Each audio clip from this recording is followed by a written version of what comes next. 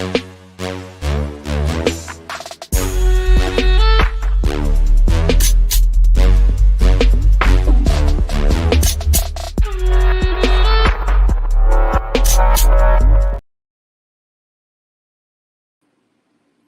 evening. This is Attorney Vincent Davis, and these are my office hours. I'm joined by my co host, Miss G. Miss G, good evening. How are you? Hello. Okay, Miss G, I can't hear you. Are you muted? No. I can't hear you at all. Oh my God, Lord have mercy. This, this gotta be this power. Grace, are you there? We're having technical difficulties again, Grace.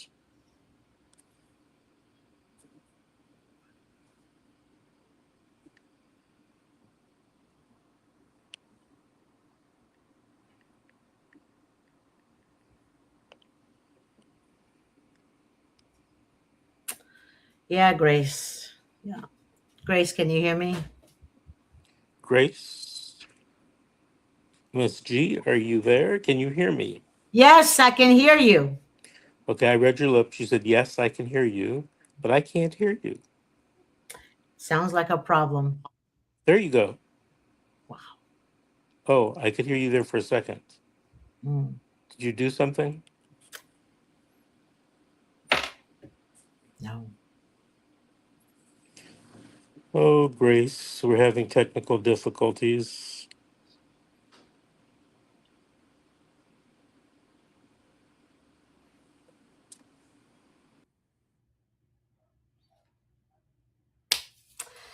Well, so um, Mr. Davis is having some technical difficulties, and the show today is about relative placement, relatives and family friends placement. That's what we were supposed to be discussing on the show today. That was a very important show for several people who are dealing with relatives placement.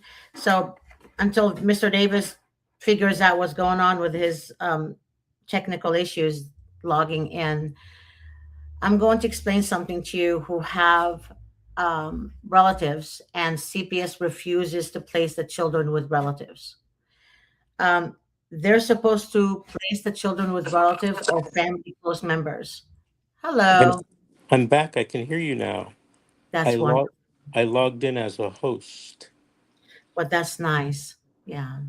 So are we on now? We are on. Grace, have we gone live? We are live. Okay, so what are we doing tonight, Miss G? Well, today is relative placement and family friends. Okay. And the reason I want to discuss this today is because there's a lot of it's been years really, but you don't get to speak to everyone that I speak with. So I speak to more people than you. So oftentimes I hear stories over and over again about relatives not being favored by the social workers. And if relatives are favored by the social workers, then they completely disconnect the family from the mother or the father or both parents. So all of a sudden the grandma doesn't want to speak to her daughter or her son, the sister or the sister-in-law or the cousin or the aunts don't want to speak with her, and they would tell her things the social worker said, you said this about me. And that's in every state, every county in California. um, and it's like a pattern that the social workers use um, to gain demonic hold on family members. And in your book, you said, I find that these types of hearings are being used less and less and being asked for less and less by the defense attorneys. Technically, this type of hearing is not authorized by the letter of the law, the statute. But I've always argued that such a hearing can be held under the court's discretionary power, especially where the spirit of the law requires children to be placed with relatives instead of foster homes. Now, I did my own digging. So, and I spoke to an attorney that used to handle CPS cases, but now she doesn't. She's in criminal law. Um, she specifically told me, and I did my own research, that when they place the children in foster homes that want to adopt, they get more money incentives wise. That's why they always implement and push for adoption. But they don't tell the parents that. They don't tell the grandparents that. What they do tell the grandparents is, we will do uh, assessment, a home assessment, and then they come up with excuses that the grandfather or the grandmother or both had not criminal, but felonies or misdemeanors against them from 40 years ago or 30 years ago. And that's when they were like 14 or 15 years old. Um, they use that excuse. So I need you to explain um, about relative placement and friends. And it's not just in the county where the case is. And I know you explained before that they can place them with anyone in the country, in the world. in the world. I'm sorry, in the world. But CPS is not telling them that. CPS would say things like, okay, the grandmother is in Georgia. We're not going to do that. Or the uncle is Okay. in All Utah. right. So here's the problem. When you're a social worker and you have your own agenda about the case, you will inform the parent or the relatives information that favors your agenda. Do not expect the social worker, because he or she is a government agent, to disclose 100% of the things to you. Number one, they don't have to. You just think they have that obligation to tell you the truth. No, that's not true. If children are placed outside the parent's custody, one of the most important things you can do in your case is to have the children placed with friendly relatives or family friends. It is so important. It affects the case itself. It affects whether you, as a parent, will get the children back and win. So, if you're a relative or a family friend, there are certain things you should do in order to protect the children's rights and your rights. Do not, I repeat, do not rely on the social worker to place the children with you. That may or may not happen. And I get a lot of calls, and I know Ms. G gets a lot of calls from relatives who say, you know, I'm a nurse, I've never been arrested, and the social worker won't place the children with me, or I'm a school teacher, I've never been arrested, I'm the grandma, and the social worker won't give me the kids. The reason why the social worker won't give you the kids is that they have a private and secret agenda, an agenda that you may never know about. All right. I'm involved in one case right now where I think the agenda is to hurt the parent because the parent had a bad attitude with the social worker. More likely than not, the agenda is to place the children with foster parents who may or may not be friends with the social worker. And it's a way for the social worker to thank the foster parent for always being there to take foster children in their home. There can be many agendas. You just will never know. So, what you must do is not rely on the social worker, and you should file paperwork with the court to have the children placed with you as soon as possible. You might want to file a de facto motion. And a lot of people say, well, you're not you haven't been the caretaker of the kids. That's not the requirement of a de facto motion. I hear it all the time in court, argued by the county. Oh, they were never the caretaker of the kids. That's not the reasoning, the legal test to be a de facto parent. Mm-hmm. The test is under a case called In re Charles S. You can Google it here in California, and I'm sure there are cases like that all over the country. The test is if you have an interest in the child, if you are somehow related to the child. That's the test. The next thing that you must file is you must file a 388 petition, that's what we call it here in California, to have the children placed there. You must prove that there is a change of circumstances and that placement of the children with you would be in the best interest of the children.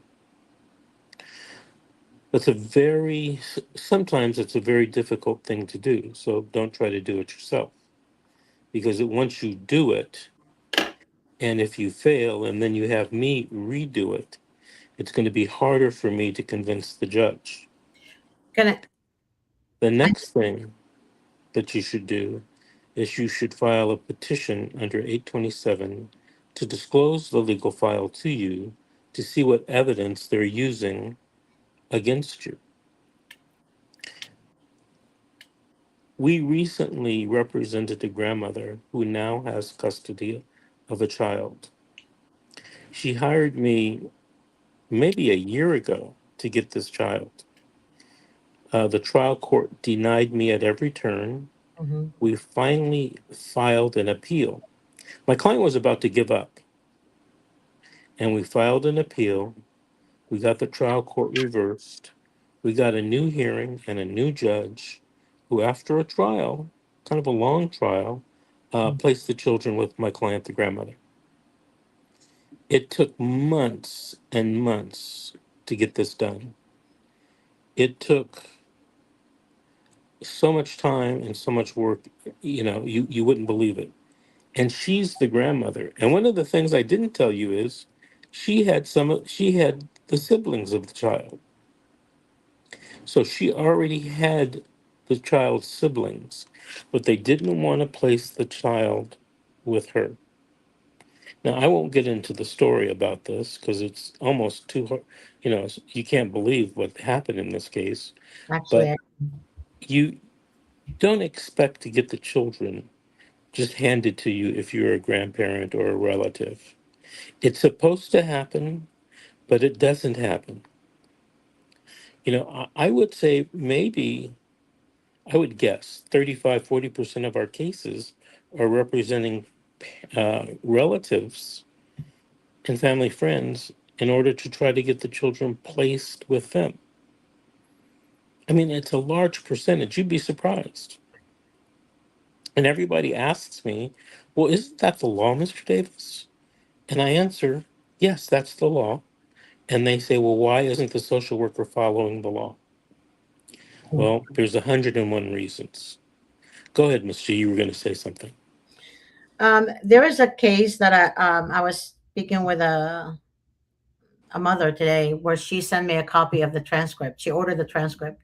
And the transcript, and that judge is in Los Angeles County. I'm not going to tell you Lancaster or Indio. I'm not going to mention any specific area.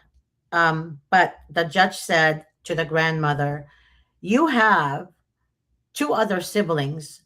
You don't need an extra one. We're just going to adopt this one."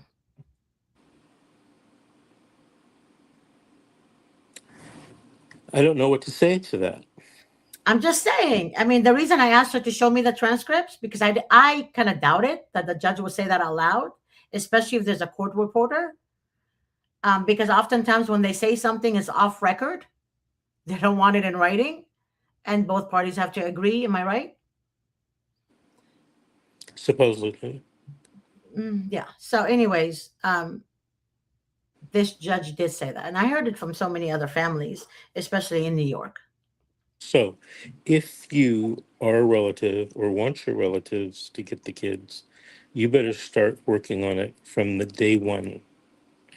Day one, the sooner the better. What happens is I get a lot of calls from relatives right before the parental rights are being terminated. Yep. 12, 18 months into the case, Hmm. and they say, "Hey, Davis, do you have a magic wand that you can wave to get me the grandmother of the kids?" The first thing that I think of is, well, we're 18 months into this case. Why are you just calling me now? Hmm. There's so much I could have done for this, for the family, for the grandparents. But, when you wait till the end, it narrows the scope of what I can do.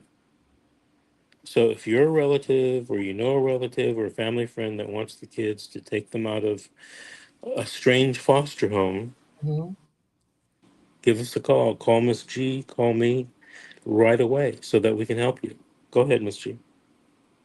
Another thing too, one, the relatives is involved from day one. What happens is the social workers kind of brainwash them to give them false hope. I call it the witch hunt, actually. Um, you will have placement of the children if you become a foster parent.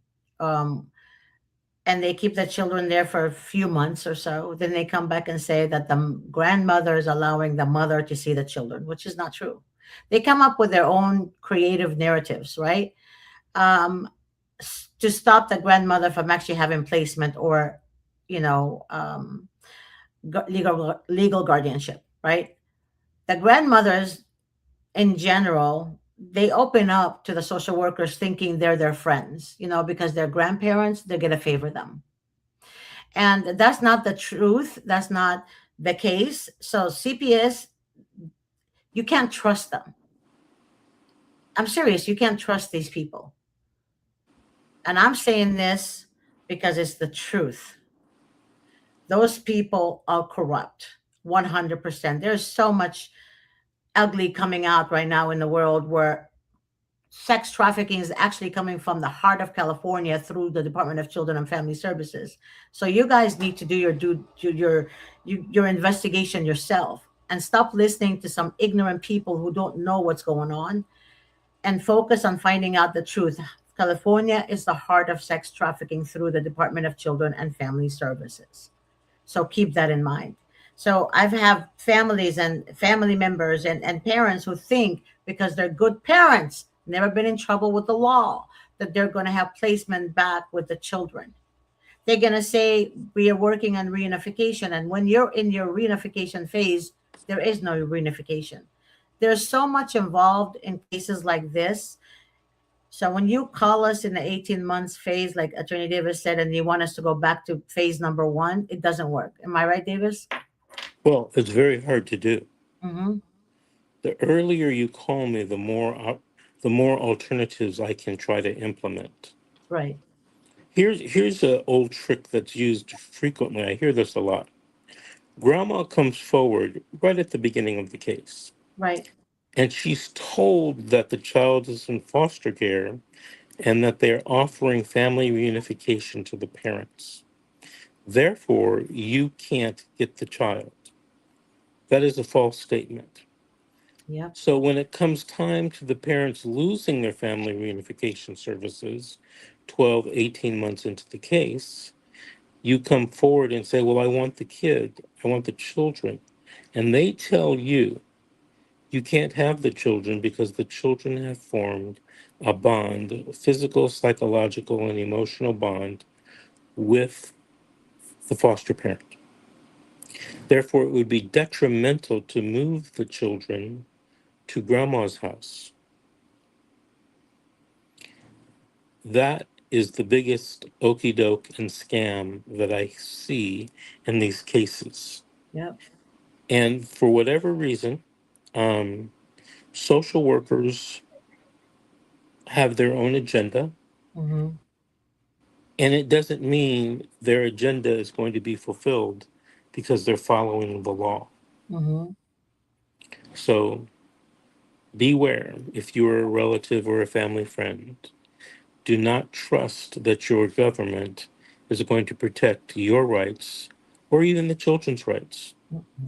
They have their own agenda. And I hope that you don't learn the hard way about what I'm saying. So to recap, If your grandmother or relatives live in Zimbabwe, Africa, they can request from the court to transfer the children there. Yes, anywhere in the world.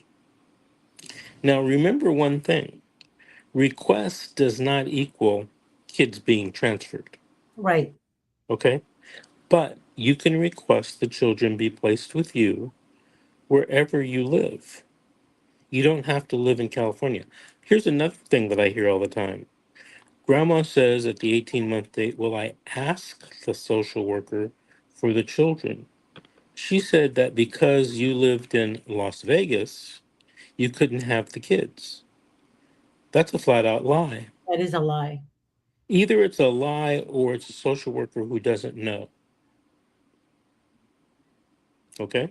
Okay. So if you live anywhere in the world, you have the opportunity to have your child, your grandchild, placed with you. I've even heard social workers say, "Oh, you live in Fresno County and the case is in LA County, therefore you can't have the kids." That's a lie. Right. Or that's a social worker that doesn't know the law. I've been on cases where kids have been placed in Mexico, in Switzerland, and almost every other state in the Union. Do not fall for that trick.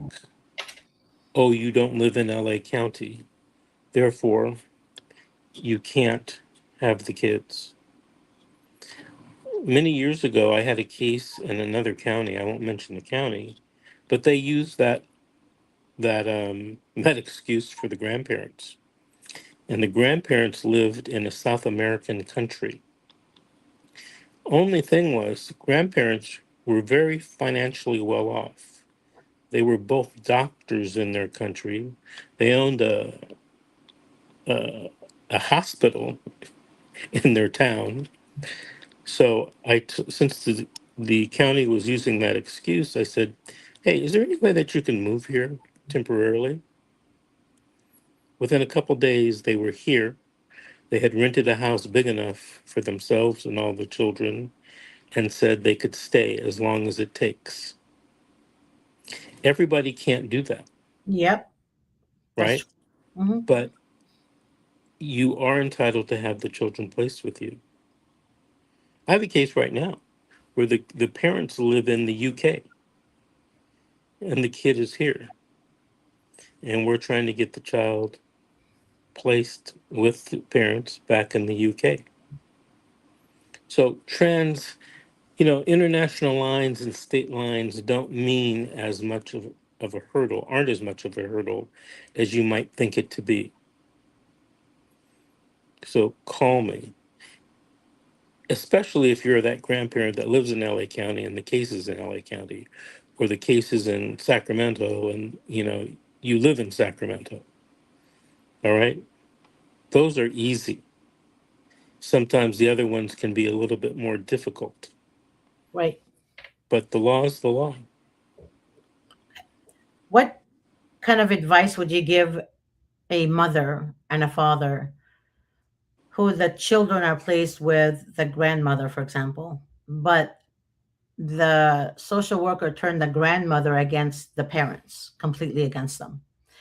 The social worker went and told the grandparents things the parents did not say about her. The social worker went and told the grandmother. Then she basically went against the parents completely. She doesn't even want to help them hire an attorney for one or the other. And she took side with the social workers. And that grandmother thinks that the social workers are going to keep the kids with her. That's the sad part, because I know from based on experience working with you and cases that they can turn against the grandmother too in a heartbeat. Just Just like that. yeah. Just like that. The last hearing, it could be changed like that. Let me tell you what, if you're a parent facing that situation, um, you cannot force a square peg into a round hole. So you have to be patient. You have to, work with the grandmother. Sooner or later, the grandmother will see the deviousness of the social worker. Mm, it's too late. So, actions speak louder than words. The True. only the only other thing that you can do, and this works occasionally, and it costs you nothing to try it. You call up the grandmother or you email the grandmother and say, "Hey, would you mind talking to an attorney? His name is Vince Davis, so he can explain to you how you're being used as a pawn Mhm. in this case." And if she or he says yes, great, I'll talk to them. If they say no, there's nothing that you can do. You have to come up with a plan B, C, and D. Call me or call Georgette.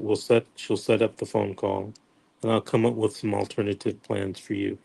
A lot of these cases are very fact specific, meaning almost every case is different.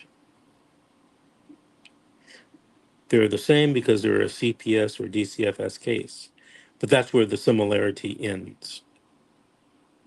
Go ahead. There's another case which involves a grandmother as well, and she worked for the department for 35 years. She's a retired DCFS senior supervisor or something, something. And the same thing happened to her daughter. So her daughter, she lives in Chicago, the grandmother, her daughter lives in Louisiana. And then CPS got involved in Louisiana because of the daughter's husband got in trouble because he was at the wrong place at the wrong time at the wrong place. Okay.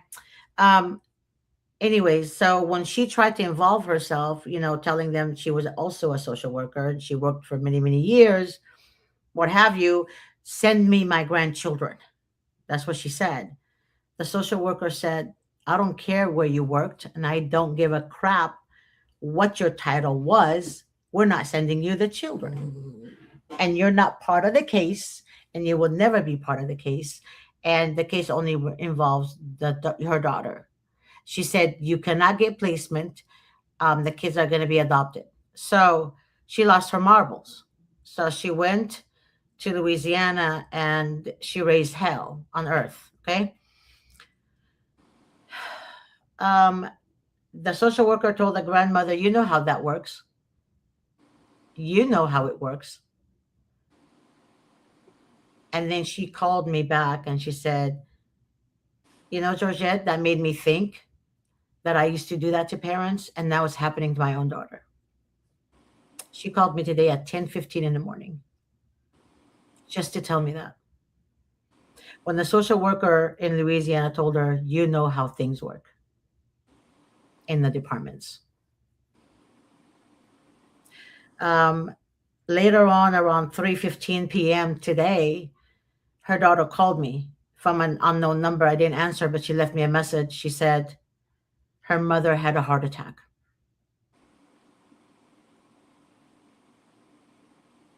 So the reason I'm sharing this with you guys, honestly, I mean, I talk to so many parents and grandparents, and keep in mind, you're not special.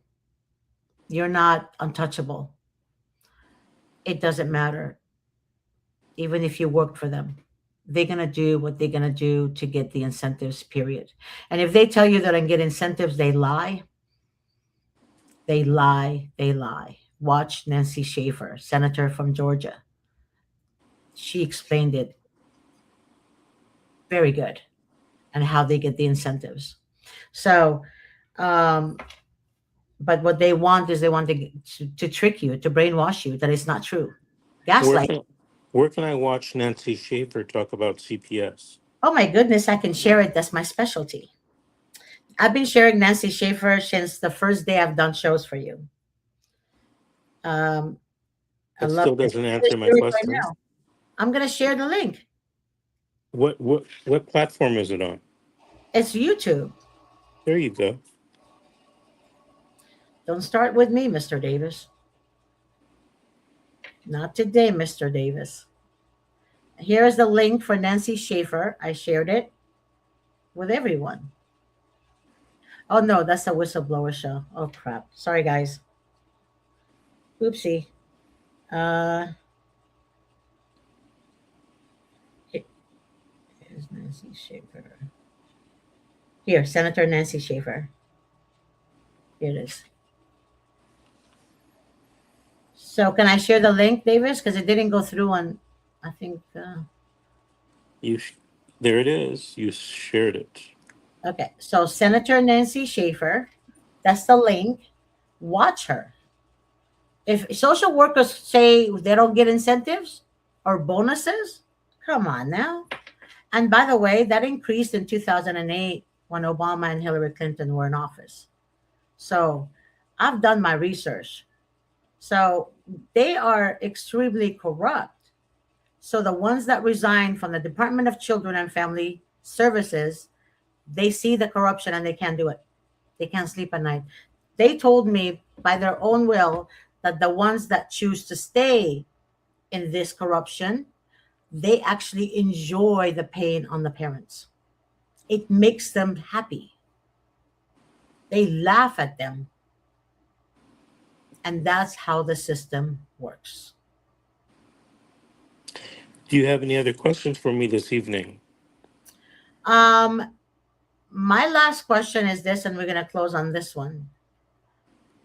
What would you recommend for the mother and the father who are being trashed by the Department of Children and Family Services to the grandparents and family members where they are completely separated from them when they weren't before CPS involvement? What would you say? Because I want them to share this video with their relatives. What would I say to who? The parents or the relatives? The parents, how can they amend things when CPS destroyed the family foundation? Oh, that's so fact specific. But generally speaking, is, try to mend fences with them. Ask them to consider what's happening. Ask them to consider if the social worker is dividing and conquering their family, just so the social worker can get their way. A lot of parents are so scared, grandparents are so scared that they'll do anything the social worker says because they're afraid that the social worker will take the child away from them. Yeah. And the social worker sometimes makes, threats and innuendos about doing that if they don't get 110% compliance with the grandparent. To give you anything more specific, I'd have to talk to you about what's going on, the relationship between the parents and the grandparents in order to try to fix that.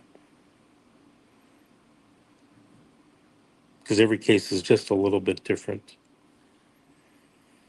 Okay, Miss Georgette, Miss G, it's a pleasure speaking with you. You too. Any other questions before I leave? Um, you didn't really answer my question, but not the way I expected it. Usually because the parents can't communicate with the grandparents because the grandparents believe what the social worker is saying against the parents, right? Even when And it's you not. and you asked me what they should do. Yes, you kind of answered it kind of vaguely, but not what if Yes, the grandparents cannot or the grandparents still refuse to believe them? What can they do? What can they do to mend things with the grandparents? okay, listen to yourself and asking that question. I know I just did. I just did. I just did. I just did. Okay. I'll give you that. That was, yeah, the way I asked it was, If you want me to give someone some advice on what to do, I have to hear their story from their mouths. I have to ask them questions for clarifications before I come up with a strategy. It's not one size fits all. You have to get into the specifics. Okay. I have another question. Can the social workers threaten, and they're on video? Can that be used against them in the court when they Threaten, threaten the threaten what? the How? parents? What did they say? I'm going to kill you? No, if you don't open the door, I will remove your children from you. Oh, they use that threat all the time. Right. And it's on Can video. they say it? Yeah, they can say it. Can it be used against them? Yes, it can be used against them.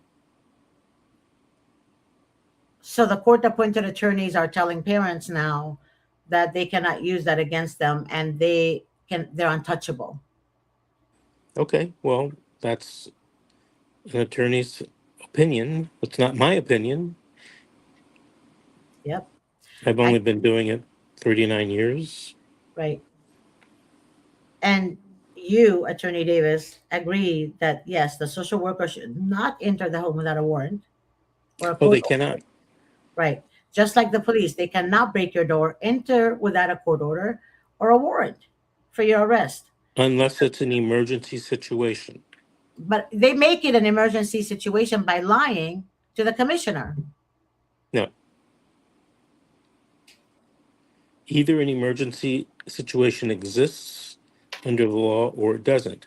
Now, what police do and what social workers do is they exaggerate everything Yes, and they try to turn a non emergency situation into an emergency situation. correct. But here's the real problem.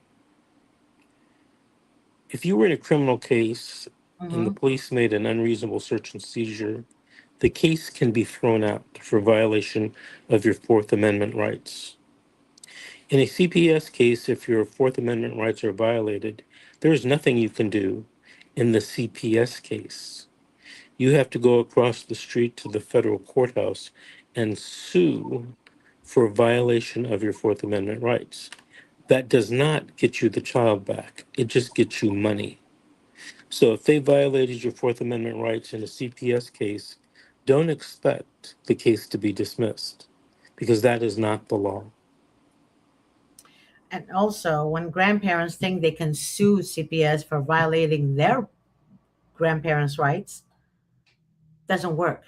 Especially if the mother uh, or the father both lost their parental rights, because the Well, grandmother. if the mother and the father lost their parental rights, the grandmother is no longer the grandmother. Correct. But I have a grandmother you and I spoke with. She still insists that she can fight them. She can sue them Okay? because, She might be able to under different theories and different circumstances that happened during the pendency of the case. But it becomes a very complex litigation. And if she doesn't have experience, she's going to be in for a big surprise. well, There's a gentleman that I speak to frequently, text with, and he was done very wrong in a CPS case here in Southern California. And he had one of the best civil rights lawsuits that I had come across in a long time.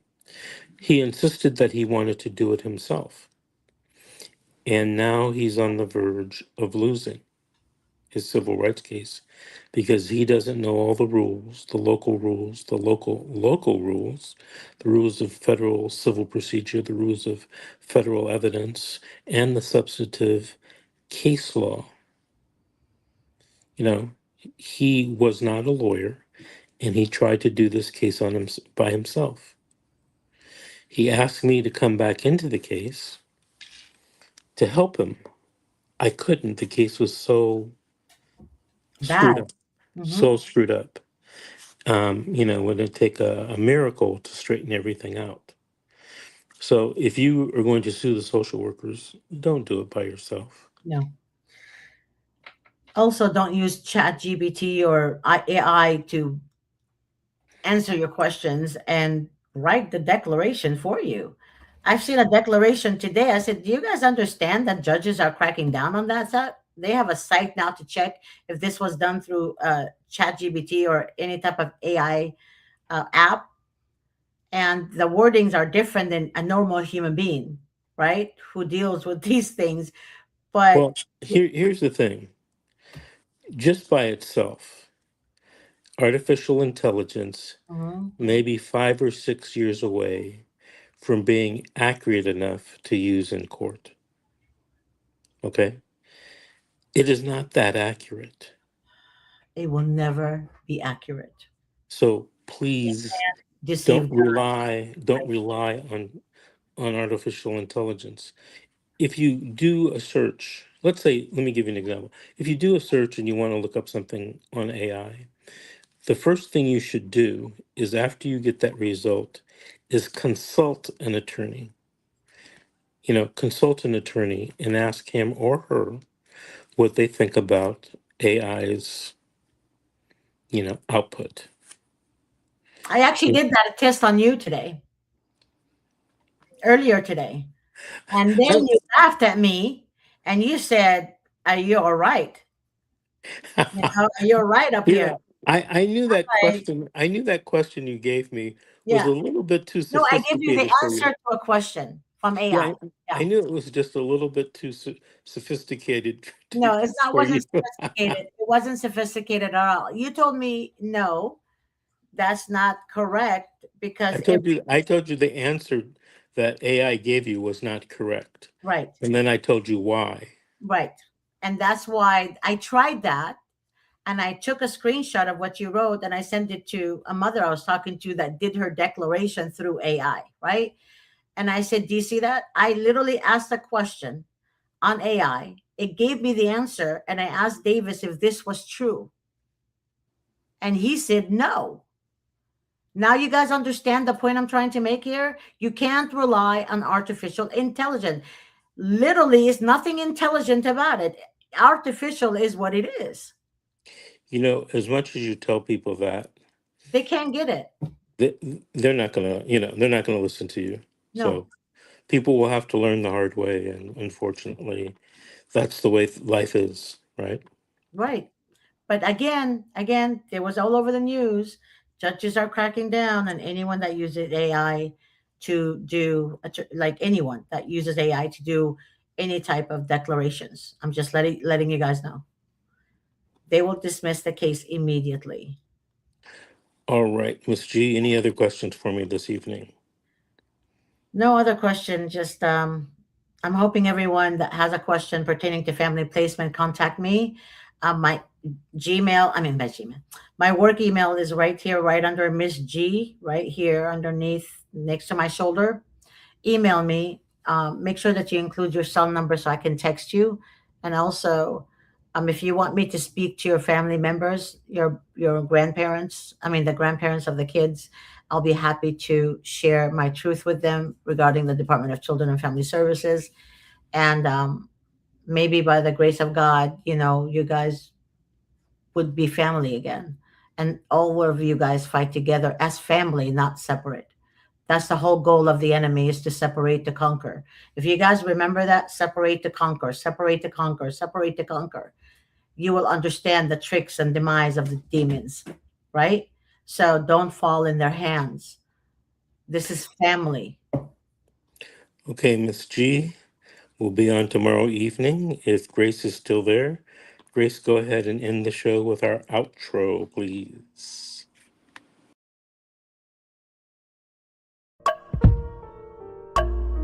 A vivid picture is encrypted in your mind as the critics get in line like they're witnessing a crime. But then you notice there's a shiver in your spine from the feelings of discontentment and bitterness combined. Heartbroken when you listen to the judges, another kid's innocence corrupted. And if you go against it, it's destructive. Consider this predicament the toughest, but we believe in a system fit for justice. Child Protective Services only pretends to save it. The one solution for this is worthy of instant praises. 30 years of experience with relentless cases. Allow me to introduce them. This is Vincent Davis, defending you when they don't think a mother fits the role. Is it juvenile dependency or government control? Observe the pain in their eyes. It's time for us to realize we are the last ones left.